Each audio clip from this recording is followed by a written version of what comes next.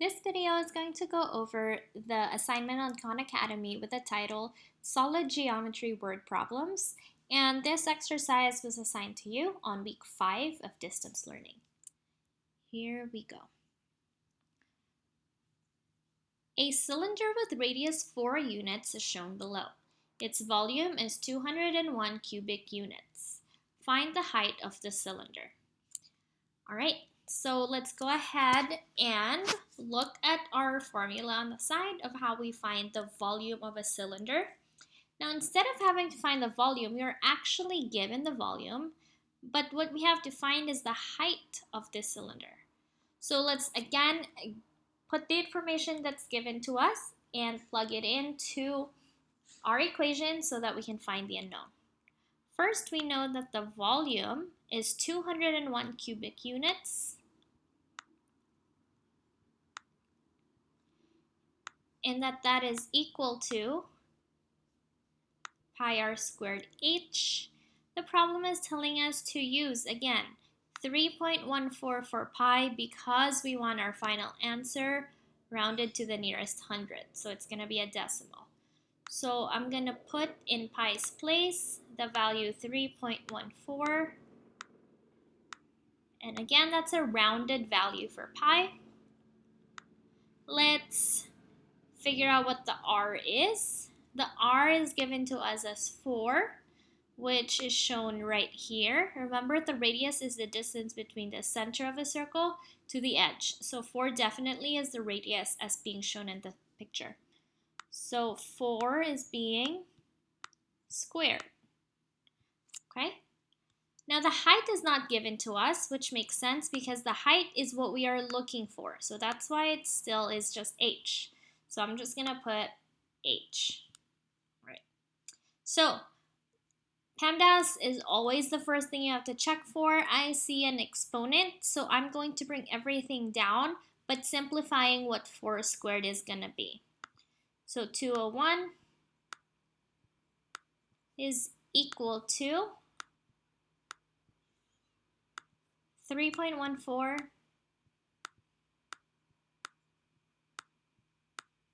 4 squared simplifies to 16 because 4 times 4 is 16. And then h is still h.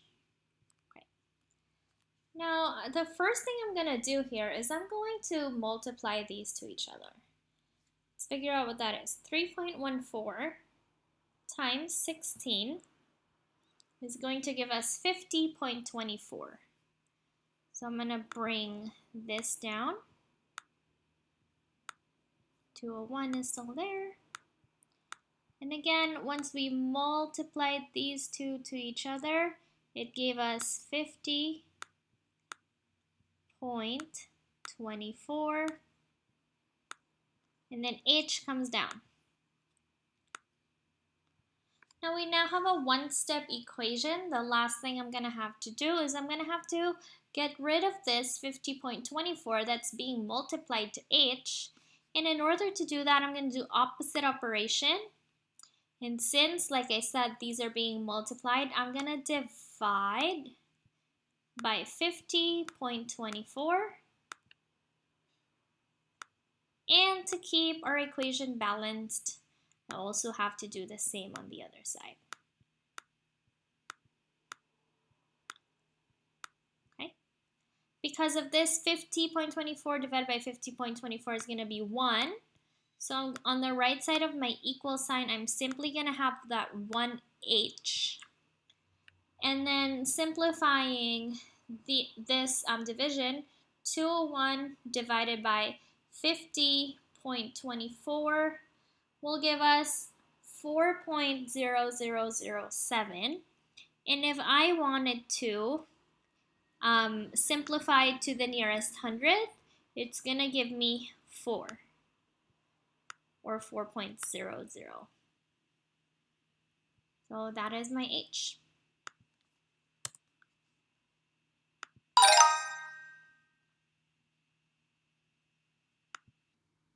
What is the ratio of the volume of cylinder A to the volume of cylinder B? Now, whenever we're talking about ratios, your mind should be going to fractions because fractions are a way for you to be able to show a ratio. This problem will require us to separately figure out the volume of cylinder A and volume of cylinder B before we figure out the ratio to each other. So let's begin by working on that numerator. To find the volume of cylinder A, we're going to have to use the formula pi r squared h. And we are going to be using the given from this drawing. Now pi is just pi. The problem didn't tell us to use 3.14, so I'm just going to keep it as pi. The radius we are given here is 3. So that's what I'm going to put. We're going to have 3 squared. And the h we are given, the height we are given is 4. So I'm going to put 4 right here. Now we're going to have to simplify this. First we have to do the exponent. So pi is still pi. 3 squared is going to be simplified to 9. And then 4 just comes down.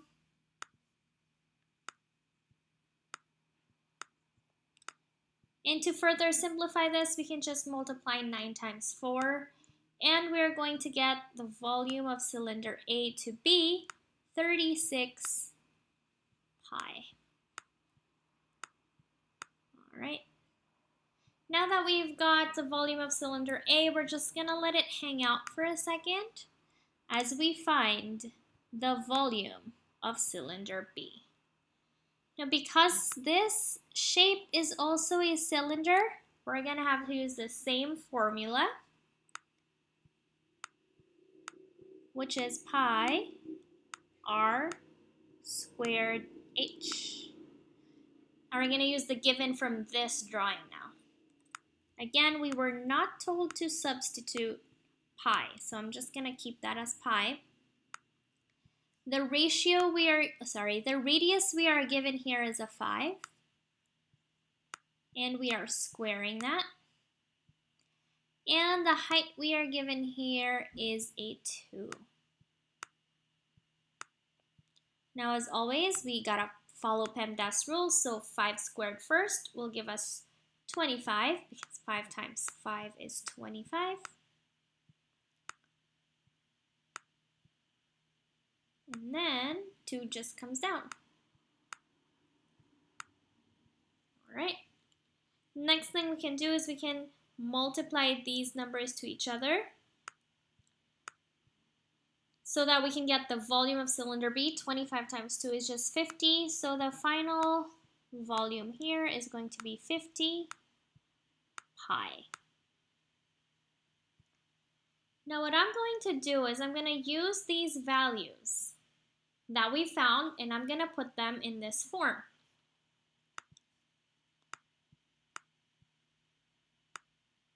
Cylinder A had a total volume of 36 pi.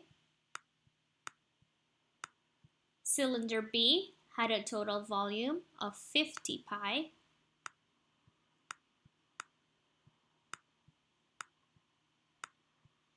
And we are going to be able to, as you guys can see, cancel out these pi's because they both exist in the numerator and denominator. The next thing we gotta do is we gotta figure out the greatest common factor of 36 over 50 so that we can put it in lowest terms.